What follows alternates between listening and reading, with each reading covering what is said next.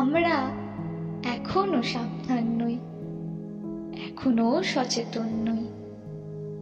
যেই থালায় খাচ্ছি সেই থালাতেই ফুটো করার প্রভাতটা আমরাই সত্য করে তুলছি।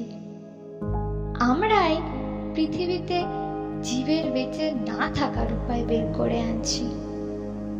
প্রতিটা ঘরে ঘরে এসি না কিনে ঘর প্রতি একটা করে গাছ লাগালেই আবার কত প্রাণ বাঁচিয়ে তুলতে পারি আমরা। সেই হিসেব আমরা কখনো কষিই না। দিন দিন কতই না কৃত্রিম উপায় তৈরি করছি আমরা, কিন্তু আমাদের বেঁচে থাকাটাই তো নির্ভর করে এই প্রকৃতির উপর।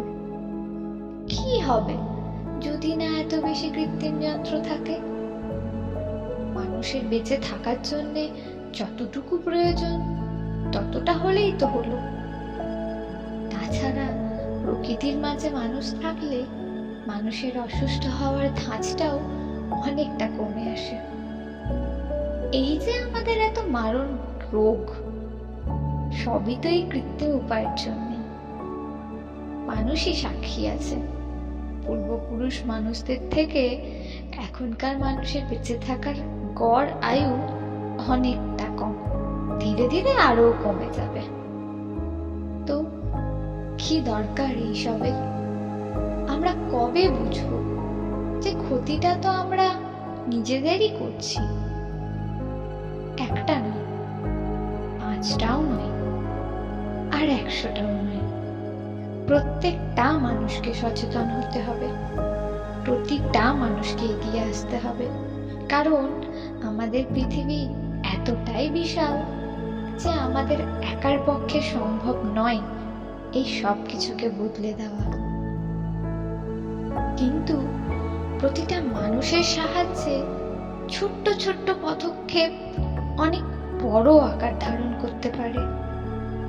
আমরাই পারি, হ্যাঁ আমরাই পারি পৃথিবীকে সুস্থ রাখতে। আমরা নিজের বাড়িকে কত সুন্দর করে সাজিয়ে রাখি, কিন্তু ভূমিকম্পের একটা ধকলই পারে সবকিছুকে ছিন্ন বিচ্ছিন্ন করে তুলতে। তবে কেমন হয় ঘরের পরিবর্তে পৃথিবী গুছলে? কারণ আমরা প্রত্যেকটা মানুষই দায়ী এই পরিবেশ দূষণের জন্য, এবং আমরা প্রতিটা মানুষই বেঁচে আছি এই প্রকৃতির দয়ায়। প্রকৃতির বুকে থাকলে অনেক কৃত্রিম যন্ত্রের প্রয়োজন এমনিই হবে না। আমরা নিজেদের ভবিষ্যৎ প্রজন্মের কথা ভেবে কত কিছুই না সঞ্চয় করি। সেই প্রজন্ম যদি পৃথিবীর আলোই না দেখতে পায়, তবে কি লাভ এত সঞ্চয়ের? আমার সকলের কাছে বিনীত আবেদন, দয়া করে ছোট্ট ছোট্ট পদক্ষেপ হলেও এগিয়ে আসুন। একটু চেষ্টা করুন পৃথিবীকে বাঁচিয়ে তোলার। প্রত্যেকে এগিয়ে আসুন, কারণ আমরা বেঁচেই আছি এই প্রকৃতির জন্য।